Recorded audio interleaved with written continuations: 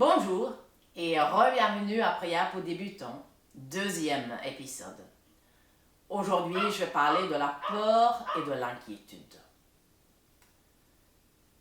Maintenant, nous publions sur les réseaux sociaux des blagues et des clips humoureux de cette nouvelle situation dans laquelle nous nous trouvons. Et tout ça, c'est bien parce que le rigole est quand même très important pour nous et pour notre santé, j'ose dire. Mais je sais aussi qu'il y a des gens qui ont vraiment peur de tout ce qui se passe dans cette crise du coronavirus. Peut-être que nous nous inquiétons de ce qui va se passer à nous, à ceux qui nous aimons, aux autres, à la société ou même à la race humaine. Peut-être que nous avons peur de mourir. Peut-être que nous avons peur de perdre notre travail ou notre entreprise. Et tragiquement, ça c'est déjà le cas parmi pas mal d'entre nous. Peut-être nous avons peur de ne pas pouvoir avoir de l'énergie, de soutenir pendant la crise. Peut-être nous nous demandons comment la société va se changer après tout cela.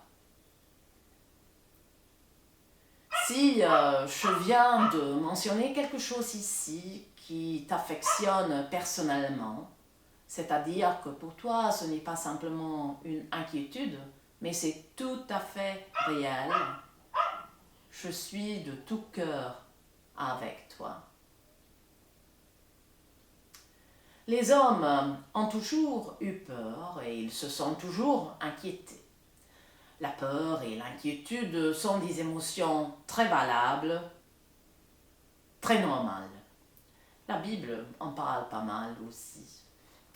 Dans le livre de Proverbes, dans la Bible chapitre 12, il dit par exemple « L'inquiétude dans le cœur de l'homme là-bas. L'inquiétude dans le cœur de l'homme là-bas. » Et dans le livre des Psaumes, chapitre 139, nous lisons « Examine-moi, ô Dieu, et connais mon cœur, mets-moi à l'épreuve, et connais mes pensées. » Dieu connaît déjà ce que nous pensons, même si on l'a pensé ou si on l'a dit. Mais ça fait quelque chose à nous d'exprimer en prière à Dieu exactement ce que je sens. Quand une situation n'est pas soutenable, alors, je peux dire ça en prière à Dieu. En fait, la Bible m'encourage à le faire. Dans le Nouveau Testament, dans l'épître de Pierre, le premier épître de Pierre, il dit « Déchargez-vous sur lui, c'est-à-dire Dieu, de tous vos soucis, car lui-même, Dieu, prend soin de vous. » Mais comment fais-je cela? Moi-même, quand j'ai vécu pendant des situations difficiles dans ma vie, j'ai eu un besoin de dire à Dieu, de m'exprimer à travers lui exactement ce qui est dans mon cœur et ce que je pense. Quand je le lui dis,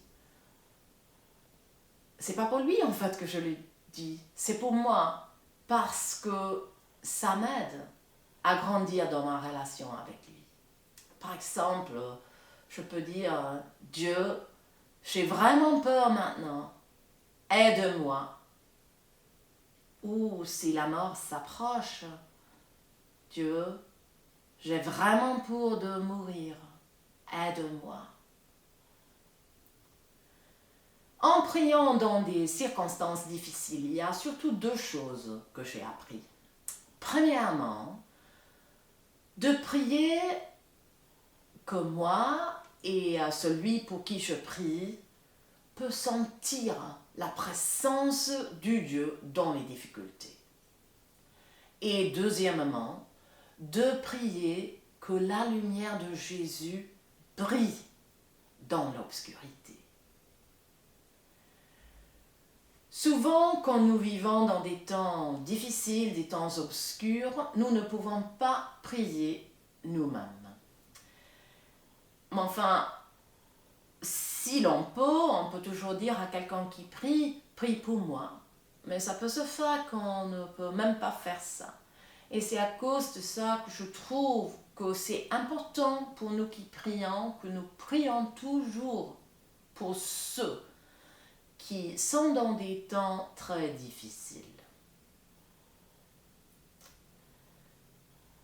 Maintenant, j'aimerais prier une prière. C'est une prière avec mes mots à moi, mais quelques mots aussi du psaume 88 dans la Bible. En fait, c'est inspiré un peu de ce psaume. Prions.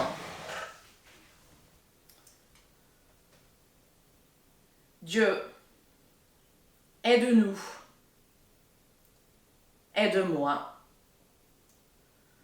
Du fond de l'abîme, je fais appel à toi, Éternel, car mon âme est saturée de malheur et ma vie s'approche du séjour des morts. Je n'ai plus d'énergie, j'ai peur.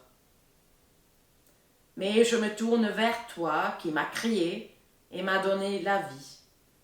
Jésus, tu es la lumière du monde. Brille dans cette situation obscure et difficile. Que nous sentions ta présence avec nous. Réponds à ma prière. Dans le nom de Jésus. Amen.